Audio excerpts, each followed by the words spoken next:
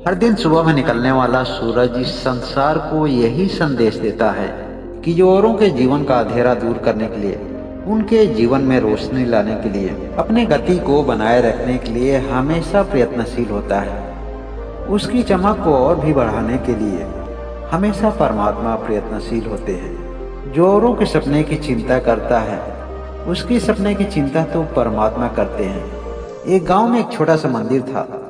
मंदिर में एक पुजारी थे और पुजारी के साथ एक छोटा सा बालक रहता था। उस बालक के माँ बाप बचपन में ही गुजर जाते हैं। माँ बाप के गुजरने के बाद पुजारी उस बच्चे को अपने साथ रख लेते हैं। मंदिर के कामों में वह बालक पुजारी जी का सहयोग करता है। उस बच्चे के माँ बाप तो किसान होते हैं, लेकिन वह बच्चा पुजारी जी के साथ रहते रहते पूजा पाठ के कार्यों में जानकार होने लगता है। वह बच्चा पुजारी जी को ही अपना पिता भी समझता है और गुरु भी समझता है। और इस तरह से बच्चा बड़ा होकर एक दिन नौजवान पुजारी बनता है। उस गांव में एक बहुत बड़े धनी जमींदार थे। जमींदार साहब हर वर्ष एक बड़ा सा महोत्सव मनाते थे, जहां का भंडारा खाने के लिए अनेक गांव के लोग आते थे। उस दिन मंदिर में विधिवत पूजा पाठ किया जाता था। एक समय उस मंदिर में महोत्सव मनाया जा रहा था और मंदिर में जो मूर्ति रखी हुई थी उस पर सोने का मुकुट चढ़ाया गया। उस गांव में रहने वाला एक दुष्ट प्रवृत्ति का एक नौजवान ब्राह्मण था। वह मंदिर के नौजवान पुजारी से मन ही मन ईर्ष्या करता था। एक दिन जाड़े की रात थी और नौजवान पुजारी और उसके पिता पुजारी दोनों ही सो रहे थे। एक दिन वह गांव का ब्राह्मण नौजवान एक योजना बनाता है और जो मूर्ति पर सोने का मुकुट लगा हुआ होता है उसे वह चुरा लेता है। नौजवान पुजारी जब मंदिर की सफाई करता है तो देखता है कि सोने का मुकुट तो है ही नहीं। यह बात अपने पुजारी पिता से बताता है। बड़े पुजारी को यह जानकर बड़ा चिंता होती है। उसी वक्त उस गांव के जमींदार साहब पूजा करने आते हैं। जमींदार साहब के मंदिर में प्रवेश करने से पहले ही पुजारी साहब उनके पास आते हैं और कहते हैं कि जमींदार साहब, मूर्ति पर जो सोने का मुकुट लगा हुआ था, आश्चर्य की बात है कि उसे ले कौन जा सकता है। जमींदार साहब पुजारी जी की बात सुनकर हैरान होते हैं। इसलिए नहीं कि वह मुकुट बहुत ही मूल्यवान था, बल्कि इसलिए कि इस तरह का नीच आदमी कौन हो सकता है जो भगवान का ही मुकुट चुराने का दुस्साहस करे। तभी वहां पर वह दुष्ट लड़का पहुंचता है। वह लड़का अपने हाथ में मुकुट लिए हुआ है और जमींदार के पास जाकर कहता है कि यह मुकुट तो हमें छोटे पुजारी ने दिया था और देते समय इन्होंने कहा था कि जो बेचने के बाद पैसा मिलेगा आधा खर्च कर लेना और आधा अपने पास रखना। जब कभी मुझे जरूरत पड़ेगी तो मैं मांग लूंगा। इस तरह से वह ब्राह्मण पुजारी को बदनाम करके वहां से निकलवा देता है। उस पुजारी को उस मंदिर से निकाल दिया जाता है। उस पुजारी के पिता को बड़ा दुख होता है, लेकिन वह अपने पिता को समझाते हुए कहता है कि बाबा, आप दुखित ना हो। मुझे तो गलत दुनिया वालों ने ठहराया है, लेकिन हमारी सच्चाई तो ईश्वर जानते ही हैं। उस नौजवान पुजारी के पुजारी पिता ने एक पता बताया था जिनसे वो गुरु ज्ञान लिए थे। वह एक आश्रम में रहा करते थे। वह नौजवान खोजते खोजते गुरुदेव के पास पहुंच जाता है। वह महात्मा जी को प्रणाम करते हुए अपना परिचय देता है। वह महात्मा जी को यह भी बताता है कि चोरी का इल्जाम लगा करके हमें उस मंदिर से निकाला गया है। गुरुदेव उस पुजारी को समझाते हैं कि बेटा, दुनिया क्या कहती है इसकी परवाह मत करो। अगर परवाह करना है तो ईश्वर की करो, अपने परमात्मा की करो। परमात्मा की भी तो यही इच्छा है कि किसी न किसी रूप में इस दुनिया का हर आदमी एक दूसरे का सहयोग करे। एक संत समाज व्यक्ति के लिए तो यह पूरा दुनिया ही उसका घर है और पूरी दुनिया के लोग उसके परिवार हैं।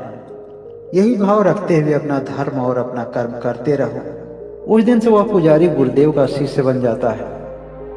वह कई प्रकार के साधना में लीन होकर ज्ञान की गहराई में उतरने लगता है। कठिन योग साधना के पश्चात वह एक ज्ञानी और सिद्ध पुरुष बनता है। और एक गुरु की सफलता तो इसी में होती है कि उसका शिष्य उससे आगे जाए। वो अपने साथ साथ अपने गुरु का भी नाम अमर करे, क्योंकि शिष्य की सफलता ही एक गुरु की सफलता होती है। वह शिष्य अपने गुरु से कहता है कि गुरुदेव, मेरी इच्छा तो यही है कि मैं पूरे संसार में भ्रमण करूं और अपने ज्ञान से लोगों की समस्याओं को घटा सकूं।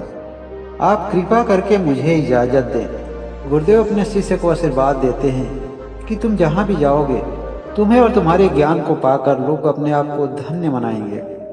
दुनिया का भ्रमण करते करते वह 10 वर्षों के पश्चात अपने गांव वाले मंदिर पर पहुंचता है। देखता है कि पुजारी बाबा तो बहुत ही कमजोर और बुजुर्ग हो गए हैं। वह देखते ही अपने पुत्र को पहचान जाते हैं। उन्होंने कहा, बेटा, तुम्हें देखने के लिए तो हमारी आंखें तरस गई थी, लेकिन मैं यह भी जानता था कि तुम हमारे गुरुदेव के पास हर तरह से अच्छे होगे। उसने कहा कि बाबा, आपकी कृपा से और गुरुदेव के आशीर्वाद से मैंने बहुत सारे ज्ञान और सिद्धियां अर्जित की है।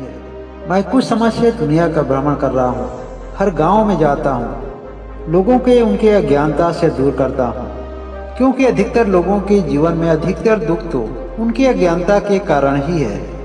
पुजारी बाबा ने बताया कि बेटा, तुम्हारे जाने के पश्चात उस वर्ष भी जमींदार साहब ने महोत्सव मनाया था।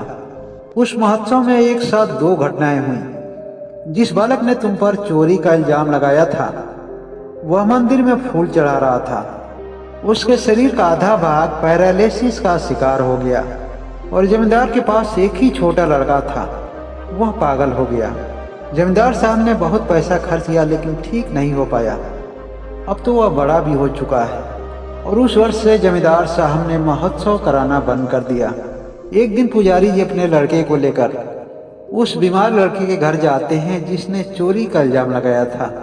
उसका आधा शरीर तो काम नहीं कर रहा था, लेकिन पुजारी को देखते ही उसके आंखों में आंसू आ जाते हैं। छोटे पुजारी ने अपनी योग सिद्धि का इस्तेमाल करते हुए उसके हाथ में एक फूल देते हैं। फूल लेते ही उसके शरीर में जान आने लगती है। उसका शरीर आंशिक रूप से काम करने लगा। वह ज्ञानी पुजारी दुष्ट ब्राह्मण से कहते हैं कि मुझे पता है कि तुम्हें अपनी गलती का एहसास हो चुका है और तुम्हें अपने कर्मों की सजा भी मिल चुकी है, लेकिन तुम कल तक चलने के योग्य हो जाओगे। कल मंदिर में आकर के अपनी गलतियों के लिए ईश्वर से माफी मांग लेना। और फिर दोनों पुजारी मंदिर पर वापस लौट जाते हैं।